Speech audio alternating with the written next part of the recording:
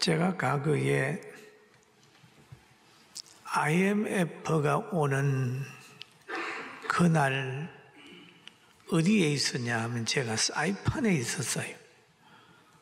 사이판에 과거 우리 총회에서 그 교회에서 신학교를 했어요. 그래서 목사님들이 가가지고 중국에서 일하러 온 조선족들에게 신학을 가르쳐서 다시 돌아가면 그쪽에서 복음 전한 일을 하기 위해서 신학교를 했어요. 제가 그 있는 기간에 사이판 IMF가 터져버렸어요. 그럴 때 그 주위의 사람들이 너무 당황해요. 한인들이 너무 당황하고 IMF가 터졌대. 우리 어떻게 하면 좋지? 저는 IMF가 뭔지도 잘 몰랐어요. 그런데 그분들은 아니까 막 당황해요. 근데 저녁에 제가 설교를 하게 됐습니다. 그런데 성령이 감동을 해가지고 IMF 별거 아닙니다. 한은 복으로 될 겁니다. 염려하지 마십시오. 성령이 감동을 해서 강하게 설교를 했어요. 그랬더니 거기에 모여있던 분들이 아멘 하더라고요. 그 집에 한국에 돌아와서 상황을 보니까 심각한 거예요. 얼마 지나니까 막 실직자도 생겨나고 나라가 난리가 났어요. 그럴 때 제가 기도하면서 하나님, 제가 사이판 장로교회에서 설교할 때 아무 염려 없다고 큰 소리 쳤는데 이거 제가 공수표 띈 게 아닙니까? 사람 기쁘게 하려고 한 거 아닙니까? 하나님, 그때 설교한 대로 하가 복이 되게 해주세요 하고 IMF가 끝날 때까지 기도했다니까요. 그러면서 우리 교회는 IMF 때에 성민은이 성장을 했어요. 그 실직한 사람들 함께 가자 이래 해서 성민은이도 많이 성장을 했어요. 그 시간 지나고 보면은 세계적으로 IMF 4년 만에 끝낸 나라가 별로 없잖아요. 하가 복이 됐어요. 우리 민족이 그때에 하가 복이 됐다. 그때는 제가 위로한다고 그랬는데 그거 지난 거 보니까 하나님의 감동으로 했기 때문에 하나님이 책임졌구나 생각하는데 요즘 제가 기도하다가 그럽니다. 야, 우리 민족이 어찌 이렇게 됐나? 주말에 서울에 가게 되면 그냥 대통령 탄핵한다고 막 촛불 뭐 한다고 그러죠. 보면은 나라가 이거 어떻게 되려나 생각하잖아요. 근데 제가 기도 또 생기는 게 있어요. 탄핵 못한다, 안 된다 이제. 인직이 단축한다는 거 그거 못한다. 하나님이 허락하지 않는다. 그건 제 믿음이죠. 마음의 믿음이에요. 또 여러분, 제가 미국에 가서 샬롯 장로교회, 샬롯에 있는 장로교회 집회를 다녀왔잖아요. 원주민 교회. 아주 대표적인 교회입니다. 온 교회들이 기도를 해요. 우리 미국이 복음으로 다시 서도록 해달라고 기도를 해요.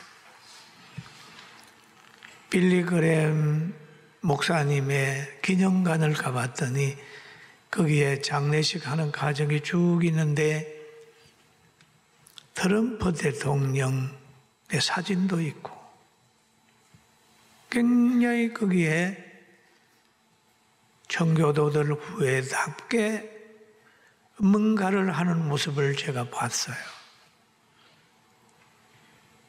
뉴욕을 여행하다 보니까 학생들의 모자에 트럼프를 사랑한다고 하는 그런 모자를 쓰고 다녀요.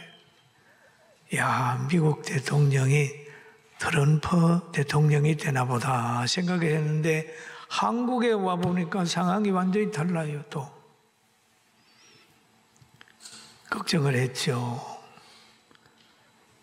성탄절이 되게 되면 메리 크리스마스 하는 사람이 있게 되고 하나님께 영광을 돌리는 사람이 미국의 대통령이 되어야 될 텐데 한국에서 들으니까 참 소망이 없는데 근심을 했는데 이번에 보니까 한국의 온도하고 미국의 온도가 좀 달라가지고 미국에서 대통령이 트럼프가 됐더라고요.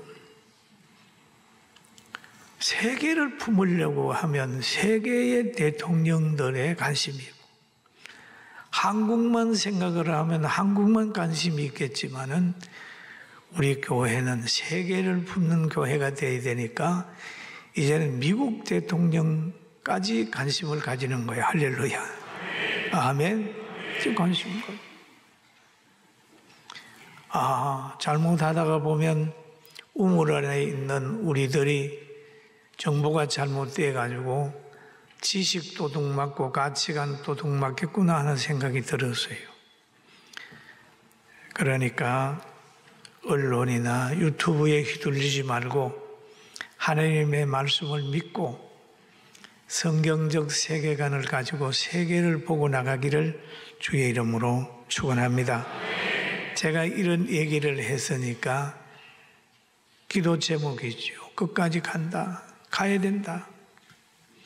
대한민국 자유민주주의로 끝까지 가야 된다. 차별금지법, 동성애법 망하는 거다. 그거 하면 안 된다.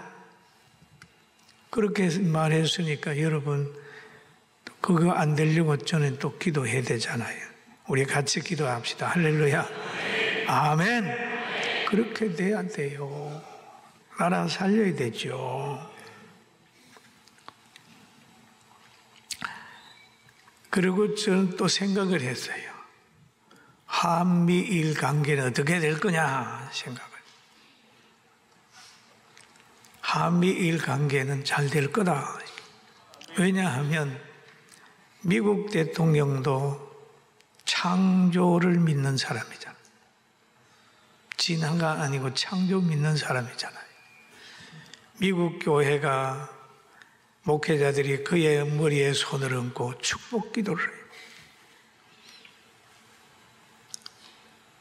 그리고 일본의 총리도 0.5%밖에 안 되지만 그 안에서 하나님이 뽑아가지고 총리 창조 믿는 사람입니다. 크리스찬입니다. 우리나라 역시도 제가 보니까 어릴 때 주일학교 나갔던 대통령이랑 창조론을 믿는 거예요.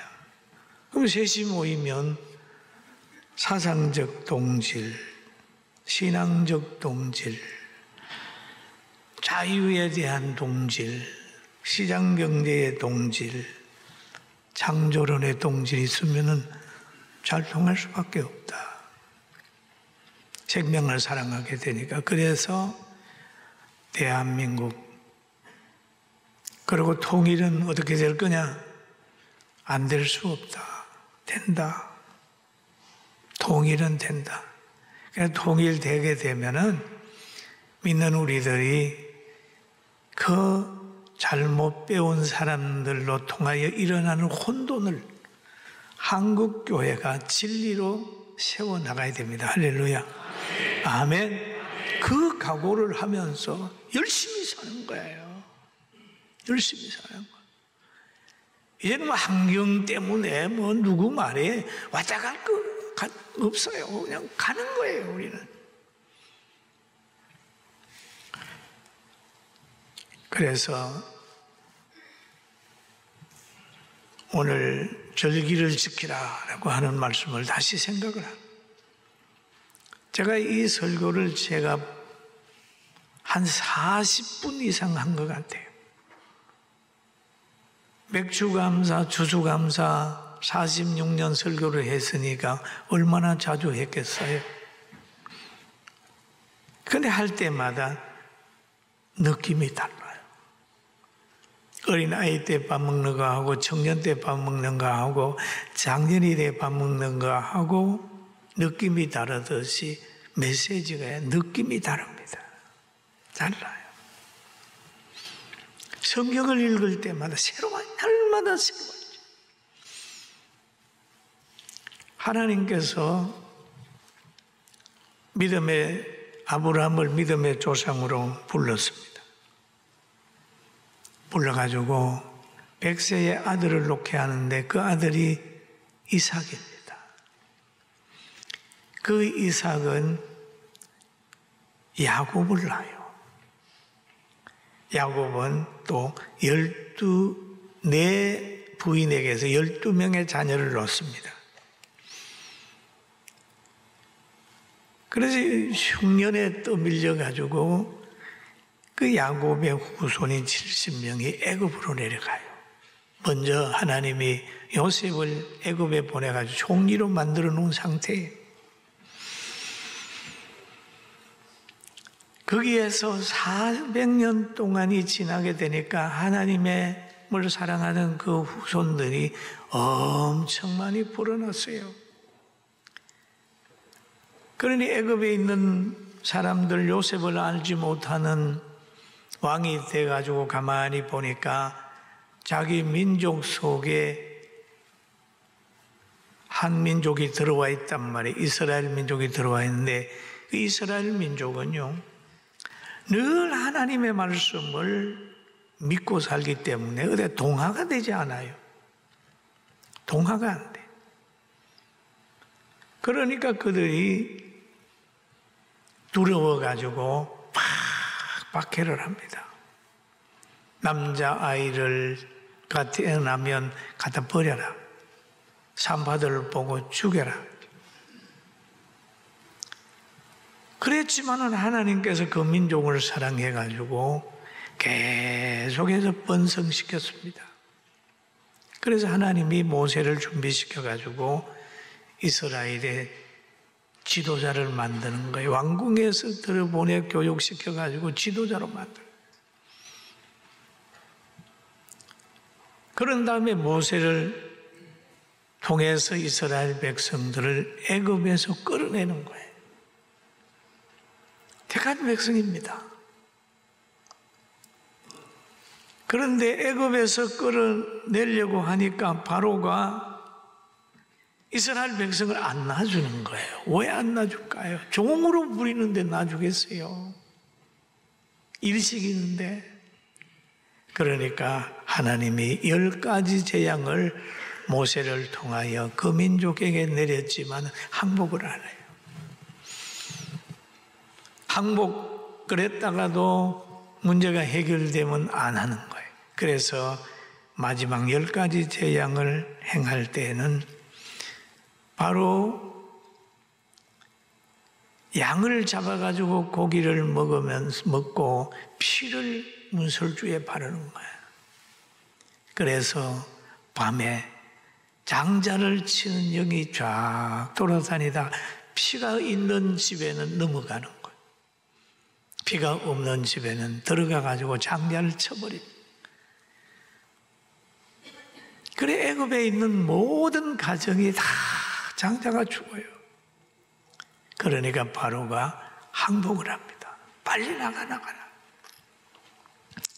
그래서 이스라엘 백성이 애굽에서 빠져나옵니다. 빠져나오는데 가는 그 길에 홍해가 있습니다. 금방 좋은 환경, 가나안 목지에 들어가 있지 못했어요. 홍해가 있는. 그것도 믿음으로 건너야 돼요. 믿음으로 건너야 돼요. 그런 것처럼 우리 예수 믿고 나면 금방 잘 될 줄로 생각하지만 믿는 과정이 쉽지 않잖아요. 홍해 같은 어려움이 있어요.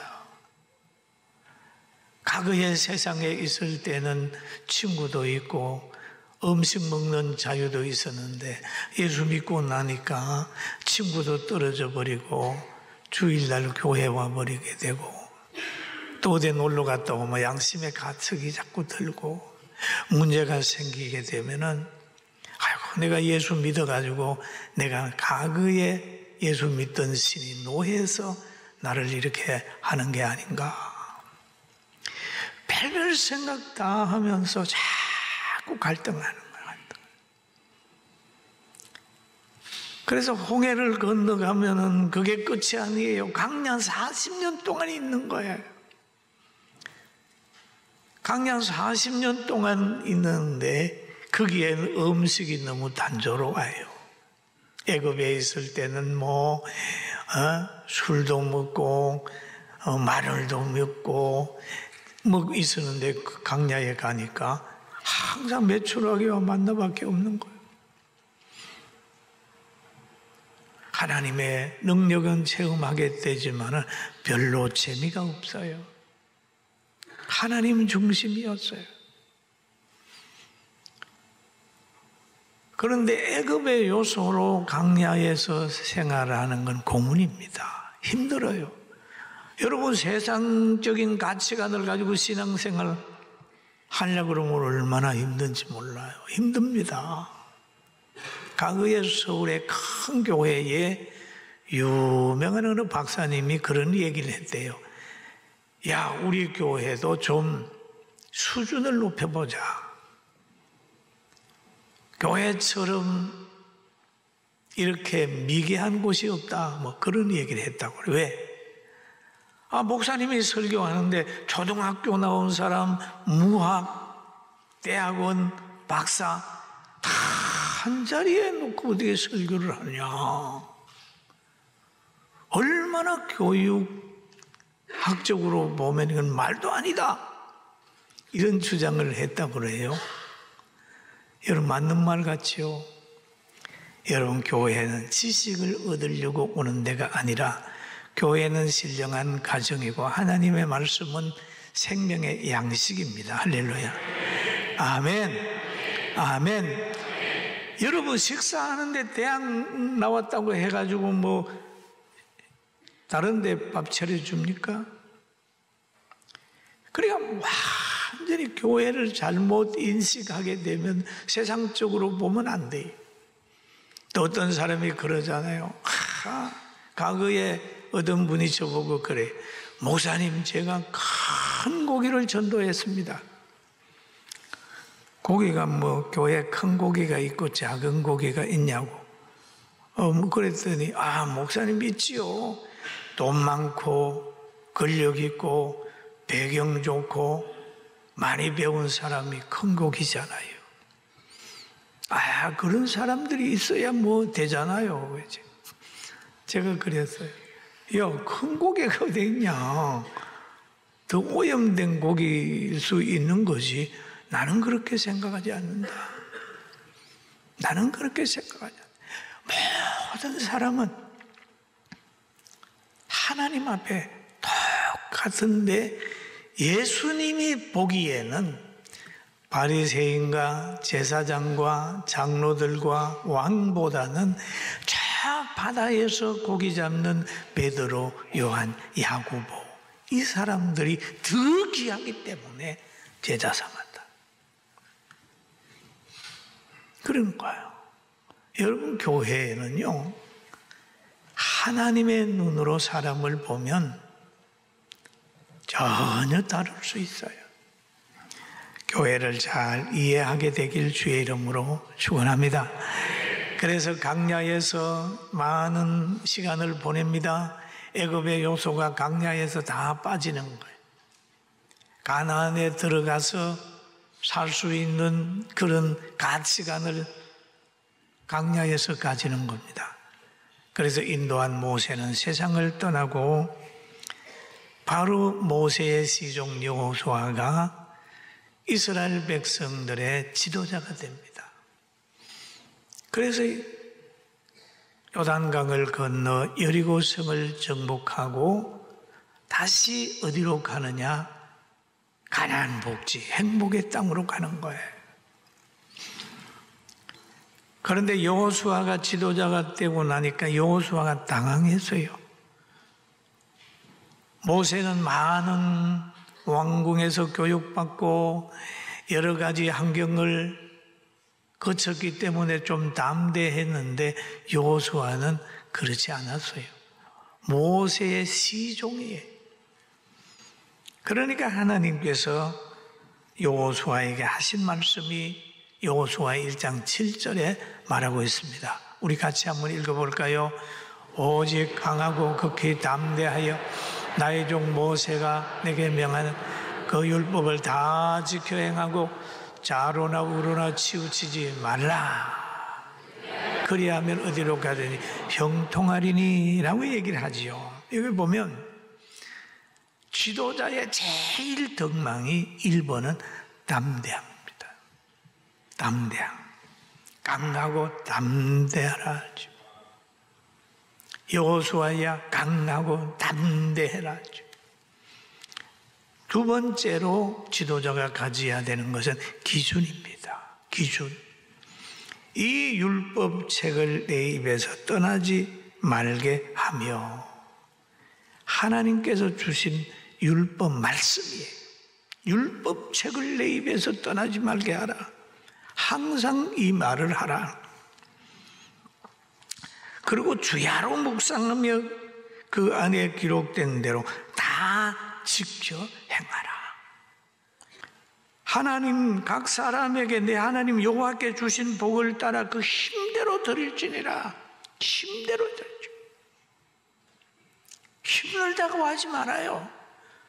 하나님 섬기는 거 힘든다고 말하지 말고, 영혼 구원시켰는데 하나님은 독생 성자를 우리에게 주셨는데 뭐 그 시간 들이고 한 건 뭐 힘들어요? 아니에요. 부모님 모시는데 뱃속에 넣어가지고 그렇게 키워놨는데 그 조금 어디 가가지고 뭐 한다고 부모님 모시기 힘들어요? 그러면 안 돼요. 여러분, 오늘 정신 바짝 차리고 늘 행복하게 살아가게 되길 주의 이름으로 축원합니다. 저는 오늘 교회도 강해지려면 성탄절, 부활절 기억하고 예수님 생각하고, 또 교회도 보면은 창립일을 기억하고 막 이렇게 하는 것도 늘 첫사랑 잊어버리지 않으려고 몸부림치는 거죠.